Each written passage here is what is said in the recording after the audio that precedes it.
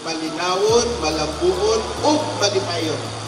Tungod kay ang usa ni ana nga naghisgot man og malambuon nga misagisyon, ikahinanglan ang matag usa nato na oportunidad nga naay kakitaan, pamaagi sa trabaho, pamaagi sa negosyo, etc. etc.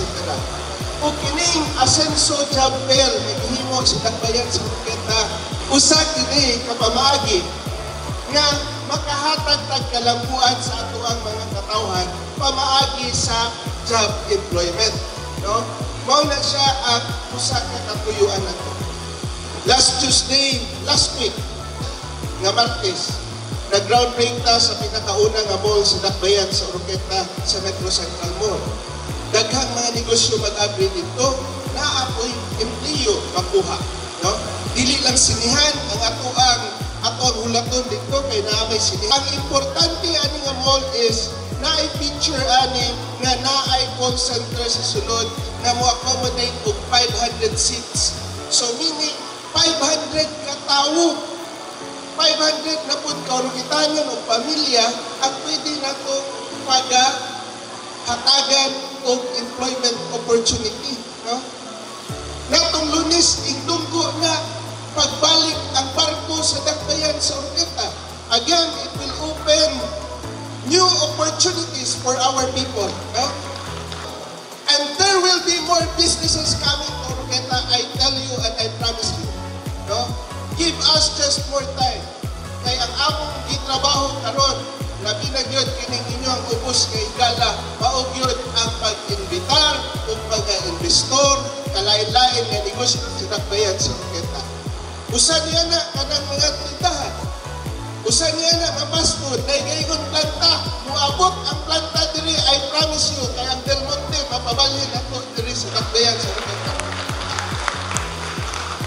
Kita na sila Vice Mayor Gigi Ana when we went to Cebu, when we signed a memorandum of understanding with an investor amounting to ang initial investment sa investor, pinakadak-an nga investment usod sa Oroqueta is 6 billion pesos. Usa na kay investor. Nakapirma nami, testigos nako si Vice Mayor Gigi og tibuok nako na konseho.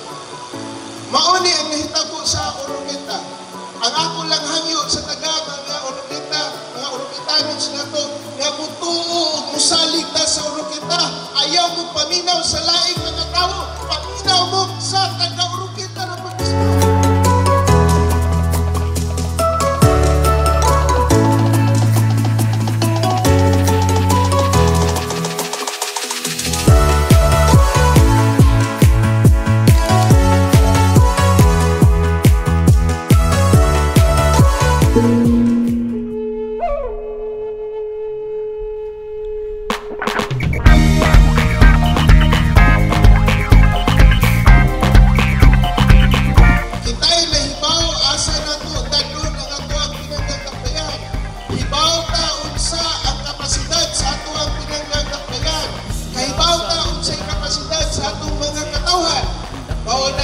Musalig ta sa itong kaugalingon, pagkaon ta ang Oroqueta, kaya ang Oroqueta muasinso na yun, ugma kamlag kuyog sa matag usa nato ka Oroquetanos. Diba? Imagine in Oroqueta alone, 3 malls will be opening in the next 4 years. Tulog ka malls. Gauna ang Metro Central.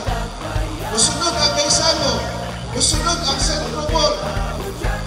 Karong Oktubre, mag-abri ang Centro Department Store, mag-abri ang TFC o Ramay isang negosyo.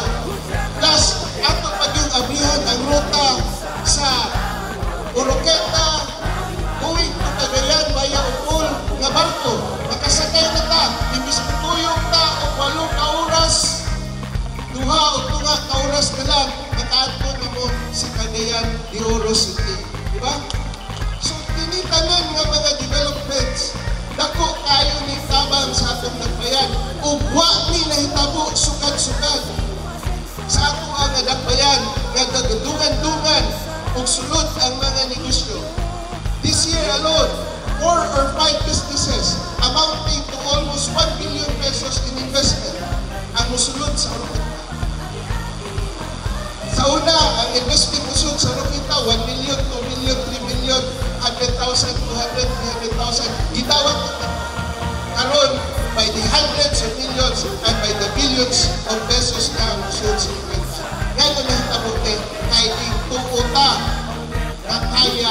nato sa Pagkahimusa, kita ang Oroqueta. May bayo na, mauswabon pa, Oroqueta.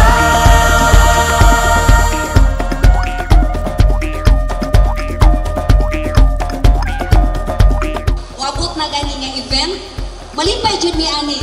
Why? Of course, makahatag or makatabang mi sa atong mga kaigsunan nga nanginahanglan og trabaho labi na gyud sa Oroqueta City kaysa tinatibukan man sa District 1. So mga kaigsunan ko, gihimo nato ni para mapasayon ang atong mayor. Gusto gid nga mapasayon, iya yung gidala padala dinhi, no? Ang ato ang mga local and overseas employers para mausa na tanan sa usa ka location. Dili na mo magbalhin-balhin pa og lain. O libre na po ang pamiliti kay anong libre? Dili na mo makaadto og layo, no? Naanagin mo dinhi nausa ra gyud nga pag-apply niyo sa inyong unsay gusto niyo nga applyan. Oroqueta,